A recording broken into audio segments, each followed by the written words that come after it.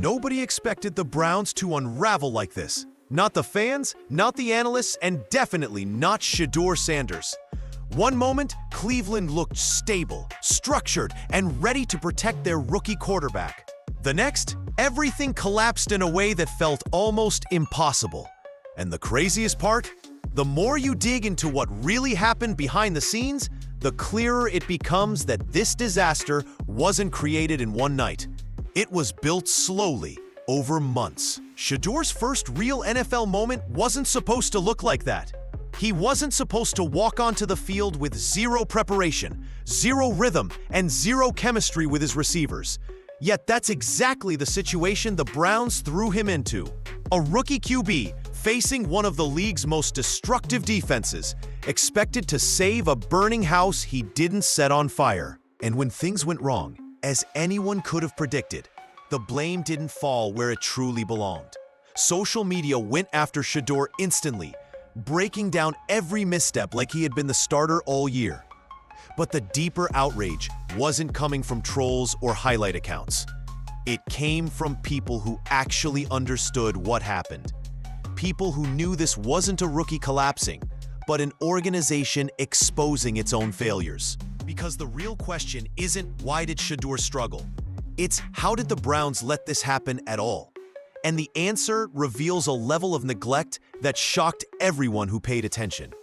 When Shedeur Sanders stepped onto that field, almost nobody outside the locker room understood just how chaotic the situation really was. Scenes. According to multiple reports and conversations circulating online, the Browns had spent the entire week preparing for a completely different game plan, one that did not involve Shedeur taking meaningful reps.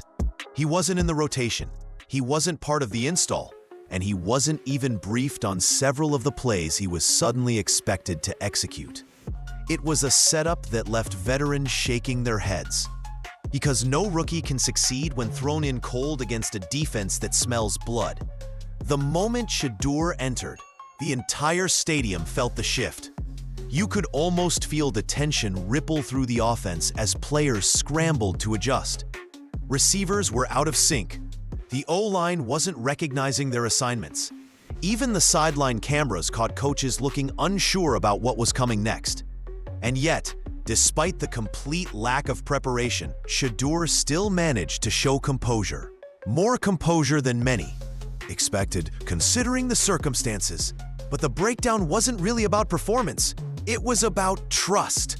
Players began whispering about why the decision was made and who actually pushed for it. Rumors suggest that some members of the coaching staff weren't fully aligned on how to handle the quarterback situation. And this sudden switch only made the divide more obvious.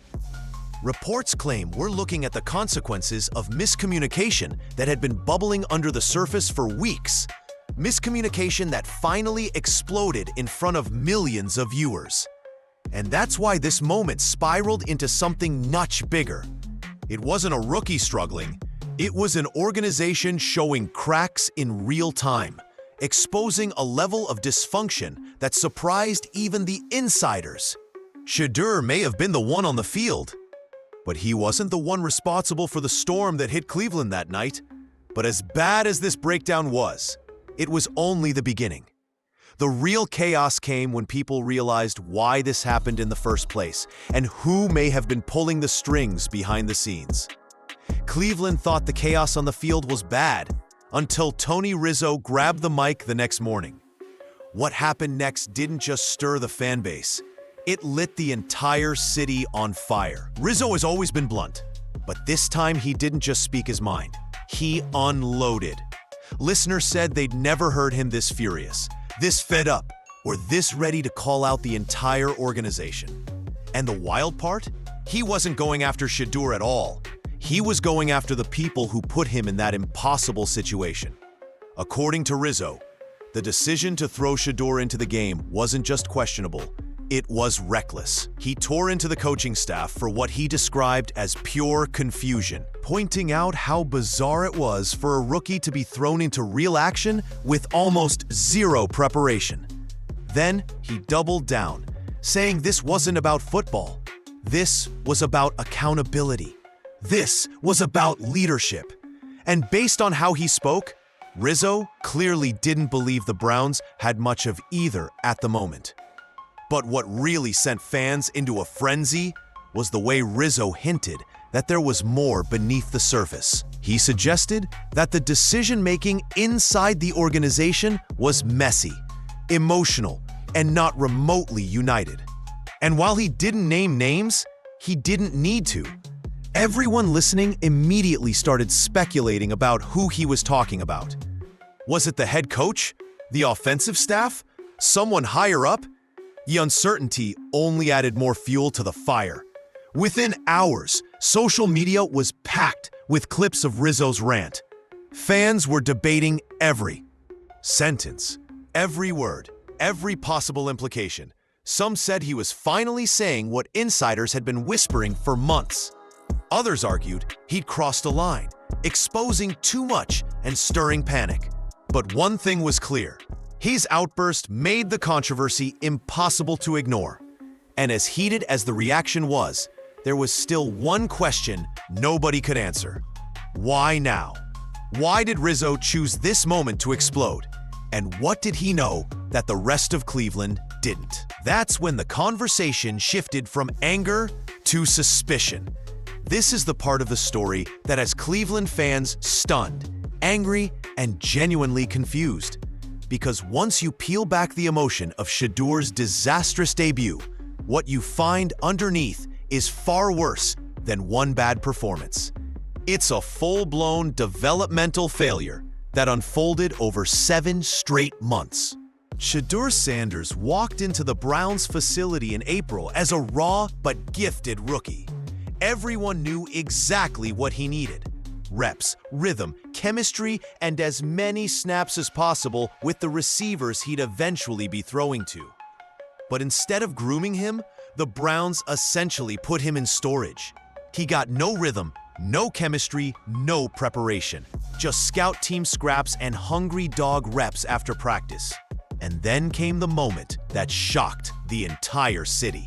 Shedeur admitted the first time he ever threw a pass to Jerry Jeudy, his supposed WR1, was during the actual game against Baltimore.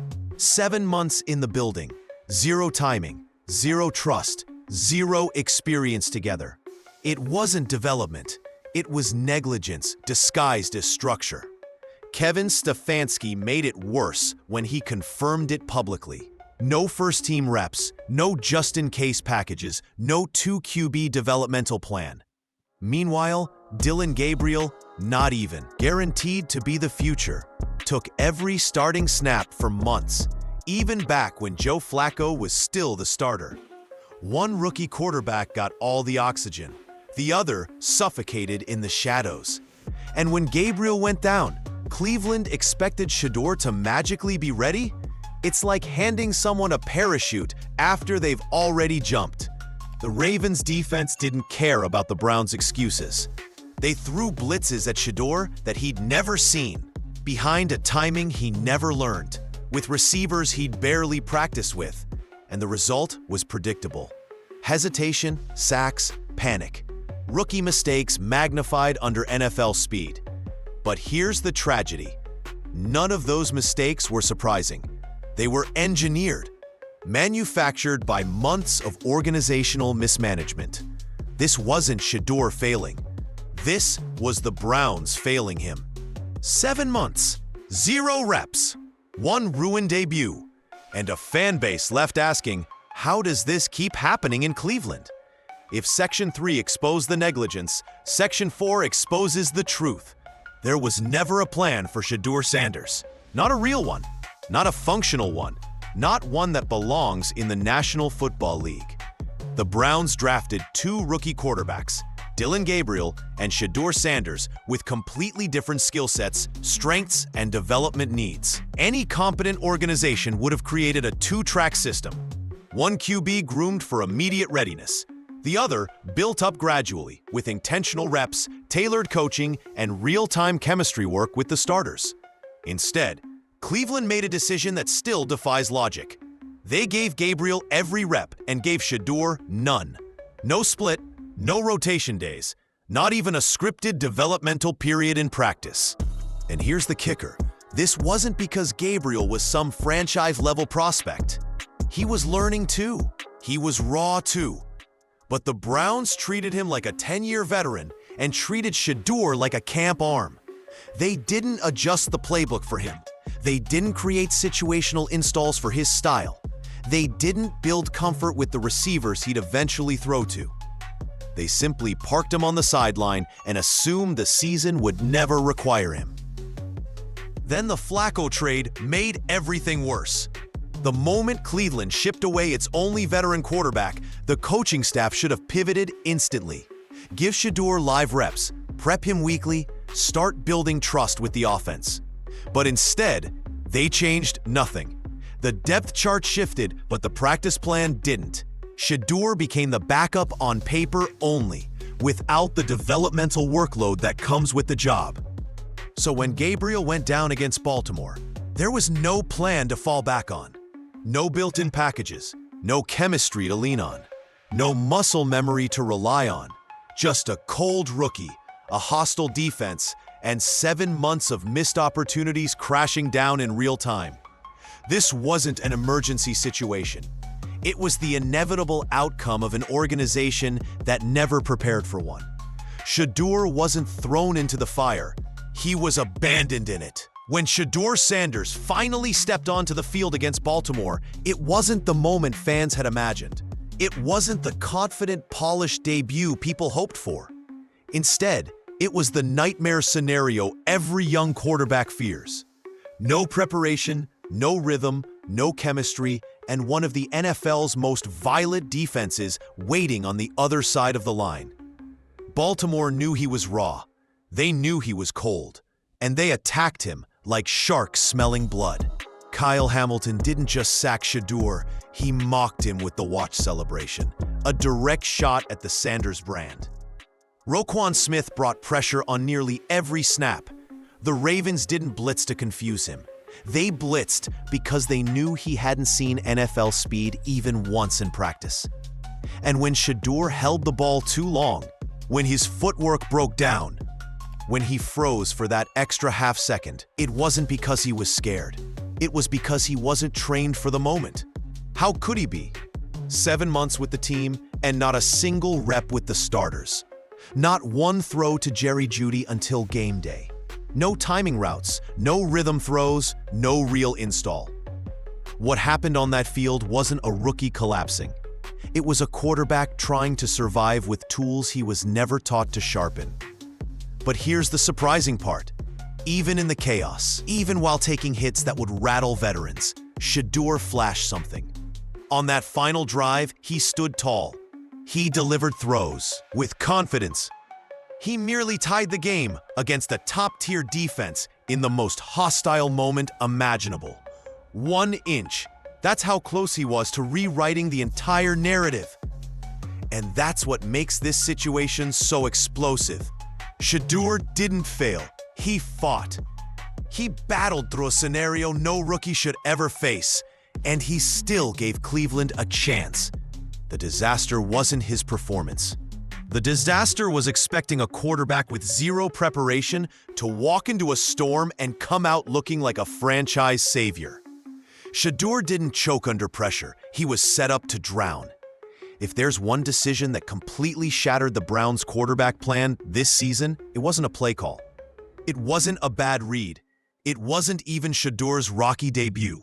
It was the moment the front office shipped Joe Flacco out of Cleveland. That trade didn't just shake the depth chart, it ripped the entire developmental structure in half. Here's why it matters.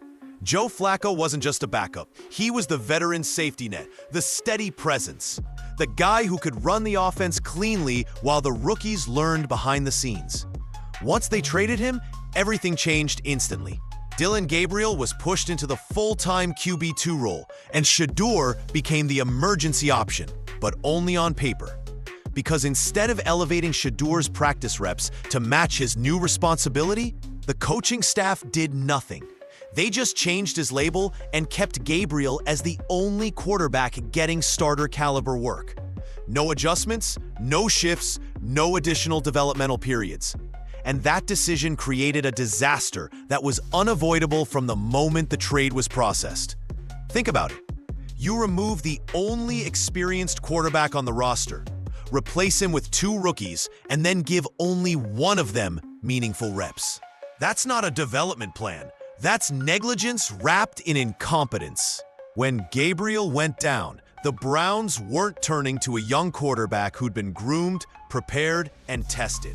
They turned to a rookie who'd been treated like a scout team placeholder.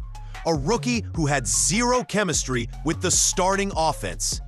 A rookie who had never thrown a single ball to his top receiver until the exact moment he was dropped into an NFL battlefield. And the worst part? This wasn't an accident. This was a direct consequence of a rushed, short-sighted roster move the front office never thought through. Flacco's trade wasn't just a transaction. It was the crack that exposed everything wrong with the Browns' quarterback philosophy. They removed the veteran. They ignored the developmental needs. And when the moment came, they acted shocked that Shedeur sank in waters he was never taught to swim in. The aftermath of Cleveland's meltdown hasn't just shaken the locker room. It has ripped the entire foundation of the franchise open. What started as a quarterback controversy has now expanded into a full-blown organizational crisis. And at the center of it all is Shedeur Sanders. Once seen as the Browns' spark of hope, he now finds himself caught in a political storm, far bigger than anything happening on the field. The firing of the head coach was the first domino to fall, but it wasn't the last. With ownership desperate to save face and reboot the culture, Cleveland immediately shifted its attention toward hiring a new coaching staff, one that from early whispers has zero commitment to Shedeur as the long-term quarterback. In fact, several candidates have already floated the idea of resetting the position entirely, a thinly disguised message that they want their own guy under center. For Shedeur, this is a nightmare scenario. He stepped into chaos without first-team reps, played behind a collapsing offensive line, and became the scapegoat for failures he never had a fair shot to control. Now, as the franchise looks to reinvent itself, he risks becoming collateral damage, a young QB tossed aside before he ever got the chance to prove what he could do in a stable system. The locker room isn't blind to what's happening. Veterans are frustrated. Younger players feel the instability. And behind the scenes, agents and insiders are already questioning whether Cleveland is about to repeat its most infamous pattern, burning through quarterbacks and coaches faster than any team in the league. With a new coach incoming, a potential new QB on the way, and pressure from ownership to redefine the future, Shedeur is staring down a harsh possibility. Cleveland might be preparing to move on before he even starts his real career. And if that happens, the Browns won't just lose a quarterback. They'll lose the one player who showed resilience, accountability, and composure when the franchise needed it most. The fallout has begun. The future is uncertain. And unless Cleveland changes its mindset quickly, Shedeur Sanders may become the next talented young player the Browns let slip away. At some point, everyone has to ask the uncomfortable question: how many times can the Browns repeat the same cycle before they finally learn? New quarterbacks, new coaches, new systems. Year after year, Cleveland presses the reset button, hoping the next change will magically fix decades of instability. And yet, here they are again, standing in the ashes of another collapse, staring down the same pattern they've been trapped in for generations. This season was supposed to be the turning point. The arrival of Shedeur Sanders brought energy, attention, and a legitimate spark of hope. Fans saw glimpses of poise, leadership, and raw talent in the middle of chaos. But instead of building around him, the organization fell right back into its old habits: panicked decisions, fractured communication, and a desperate search for someone new to blame. Once the head coach was gone, the focus quietly shifted to what's next at quarterback. And that's where the cycle threatens to restart. Cleveland has never struggled to find talented players. They've struggled to build stability. Every time a young quarterback steps into the building, he walks into a storm, not a system. Expectations are sky high, patience is low, and the moment adversity hits, the franchise begins searching for the next savior before the current one even has a chance to develop. It happened with previous draft picks, it happened with veterans, and now it's happening with Shedeur. The truth is simple. No quarterback can survive in an environment where the ground is constantly shaking beneath him.